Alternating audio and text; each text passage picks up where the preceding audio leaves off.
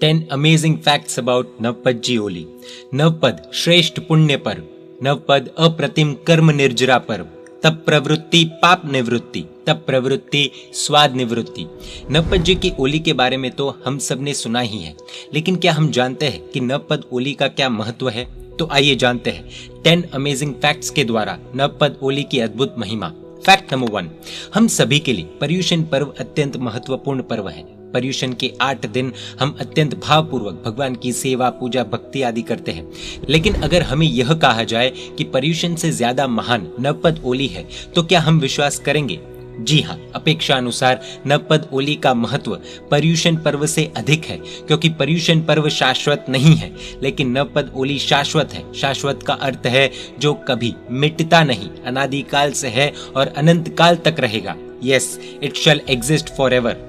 इसीलिए जितने हर्षोल्लास के साथ हम पर्युषण पर्व की आराधना करते हैं, उतने ही हर्षोल्लास के साथ हम नवपद जी ओली की आराधना भी कर सकते हैं। फैक्ट नंबर 2, ऐसा कहा जाता है कि इस दुनिया में जितनी भी वस्तु है, उनमें कीमती से कीमती, श्रेष्ठ से श्रेष्ठ, दुर्लभ से दुर्लभ जो वस्तु है वह है नवपद की आराधना। संपूर्ण धर्म का, शासन का, तीर्थंकरों के उपदेश का सार है नवपद। संसार की हर एक चीज जिसमें सार है, उसका समावेश नवपद में होता है। जिस भी आत्मा को नवपद में स्थान मिलता है, वह आत्मा अक्षय, अजर, अमर बनती है। गुरु भगवंत पूछते हैं कि हमारे जीवन में भौतिक सुखों की बहुत इच्छा होती है कि हमें ये पोस्ट चाहिए, और उसे पाने के लिए जितनी मेहनत हमें करनी पड़ती है हम करते भी हैं। लेकिन क्या हमने किसी दिन यह विचार किया कि मुझे नवपद में स्थान चाहिए, मेरा भी नंबर नवपद में लगना चाहिए? जैसे संसार में पैसे कमाना सहज है, वैसे नवपद ओली की आराधना करते वक्त यह पद मुझे मिलना चाहिए, ऐसी कामना हमने की है? नवपद में जो भाव है वह आत्मा के मूल भाव है। आत्मा से बिछड़े हुए ओरिजिनल भावों को मिलाने के लिए व्यक्ति नवपद ओली की आराधना करते हैं। फैक्ट नंबर 3, नवपद की महिमा तो हमने जानी, अब जानते हैं नवपदों का जो क्रम है उसकी क्या विशेषता है। पहला पद अरिहंत। अरिहंत का अर्थ है जिसने आंतरिक शत्रुओं पर विजय पाली है। अरिहंत परमात्मा के हम पर अनंत उपकार है, इसलिए उनका पहला स्थान है। दूसरा पद सिद्ध। सिद्ध का अर्थ है मुक्त आत्मा। सिद्ध इस ब्रह्मांड की सर्वोच्च शक्ति है, इसलिए उनका दूसरा स्थान है। तीसरा पद आचार्य। आचार्य धर्म के चक्र को चलाने वाले होते हैं, इसलिए उनका तीसरा स्थान है। चौथा पद उपाध्याय। उपाध्याय आचार्य के मुख्य सहायक होते हैं, इसलिए उनका चौथा स्थान है। पांचवा पद साधु। साधु अपनी आराधना के बल पर धर्म की प्रभावना करते हैं, इसलिए उनका पांचवा स्थान है। छठा पद सम्यक दर्शन। यह इन 5 पदों पर श्रद्धा बनाता है, इसलिए इसका छठा स्थान है। सातवां पद सम्यक ज्ञान। यह इस श्रद्धा को मजबूत बनाता है, इसलिए इसका 7वां स्थान है। 8वां पद सम्यक चारित्र। सम्यक चारित्र मतलब आचरण। मोक्ष को प्राप्त करने के लिए सही आचरण चाहिए, इसलिए इसका 8वां स्थान है। 9वां पद सम्यक तप। सम्यक तप मोक्ष पाने के लिए कर्म निर्जरा का साधन है, इसलिए इसका 9वां स्थान है। फैक्ट नंबर 4, नवपद शाश्वत क्यों है? Why is Navpad ji immortal? क्योंकि नवपद जी में कोई व्यक्ति नहीं, लेकिन पद है। पद मतलब आध्यात्मिक गुणमय अवस्था। नवपद के प्रथम 5 पद साधना की उपलब्धियां है, और अंतिम 4 पद वह उपलब्धि तक ले जाने वाले गुण है। भरत क्षेत्र, महाविद्य क्षेत्र, ऐरावत क्षेत्र और भूतकाल, वर्तमान काल और भविष्य काल, ऐसे 3 क्षेत्र और 3 काल के किसी भी तीर्थंकर का शासन ऐसा नहीं है जहां नवपद या उसकी आराधना नहीं है। सिर्फ नवपद नहीं, उसकी आराधना का काल भी शाश्वत है। नवपद की आराधना से जो सुख मिलता है वो भी शाश्वत है, और नवपद ओली करते वक्त जो भाव पैदा होते हैं वो भी शाश्वत है। फैक्ट नंबर 5, इस श्रेष्ठ नवपद की आराधना करने के लिए तीर्थंकर परमात्मा ने जो मार्ग बताया है वो है आयंबिल ओली तप। आयंबिल तप क्या होता है, कैसे होता है, वो हम डिटेल में बहुत जल्द वीडियो के माध्यम से जानेंगे। आयंबिल में 6 विगई का त्याग किया जाता है। बिना स्वाद के, बिना रस के जब इंसान अपनी मन की वृत्तियों को नियंत्रित करते हुए भोजन करता है और तप पूर्वक करता है, एक समय के लिए करता है, तो ऐसा आयंबिल इंसान के अंदर कई सुंदर शक्तियों का निर्माण करता है। संभाव की साधना करना, यही आयंबिल ओली का मूल है। तीर्थंकर परमात्मा ने इच्छा निरोध में ही सुख कहा है, और आयंबिल की ओली उस सुख का मीडियम है। फैक्ट नंबर 6, आज से 11,86,000 साल पहले 20वें तीर्थंकर श्री मुनि सुव्रत स्वामी भगवान के शासनकाल में आचार्य श्री मुनिचंद्र सूरी जी महाराजा हुए थे।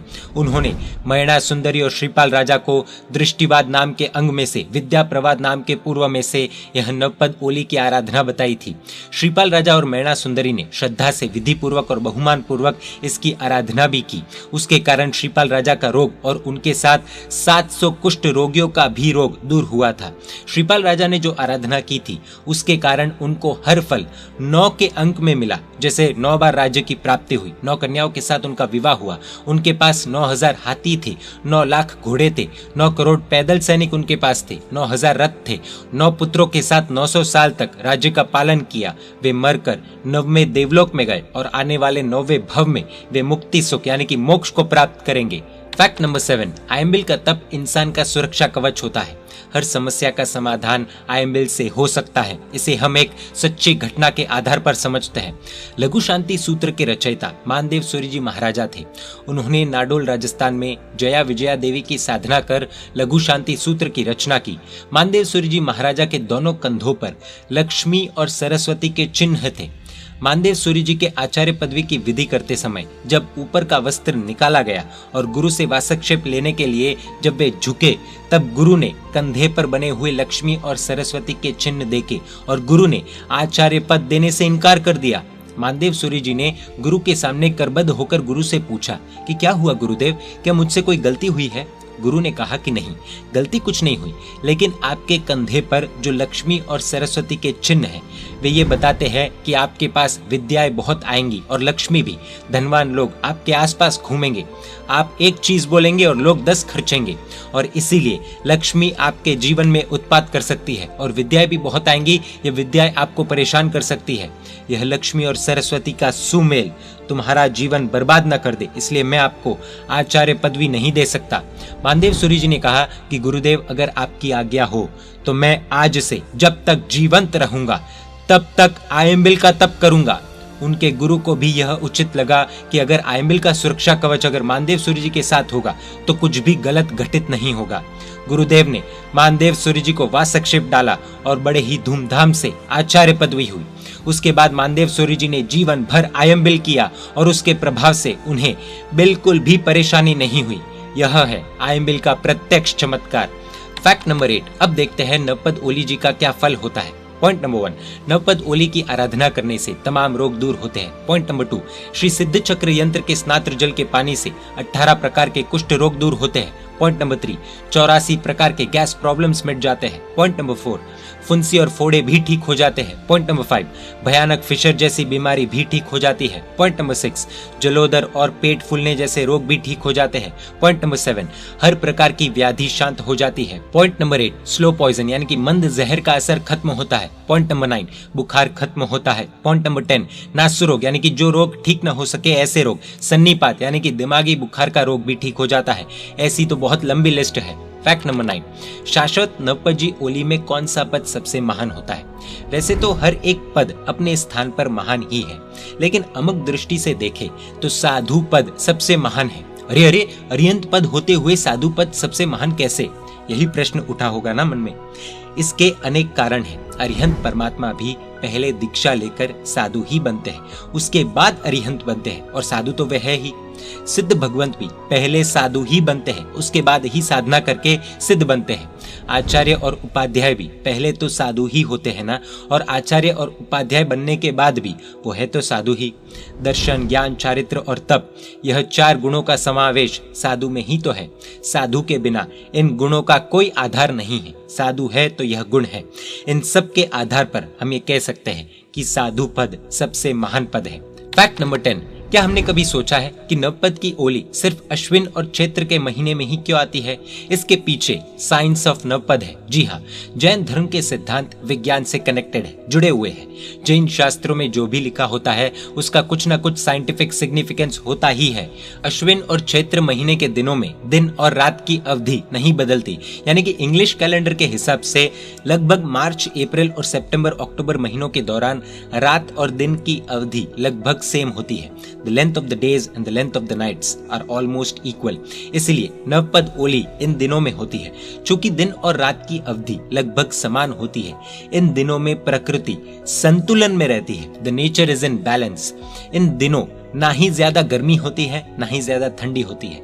यह मध्यम ऋतु है जो ब्रह्मांड की सर्वोच्च शक्तियों की साधना करने के लिए बिल्कुल उपयुक्त है, रिलेवेंट है। इसलिए नवपद ओली जी की आराधना इन दिनों की जाती है।